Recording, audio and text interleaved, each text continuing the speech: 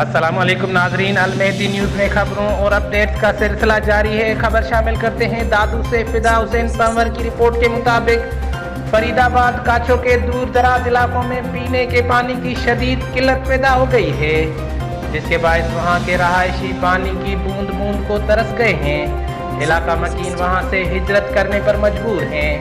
Human rights unity foundation जिला दादू के रहनुमाओं का 128 दिन से एहतजाज जारी है। मुजाहिरे के कायदीन का कहना है कि खुदारा फरीदाबाद को पानी की फराहमी की जाए, इंसानी जिंदगियों को मौत के मुंह से बचाया जाए।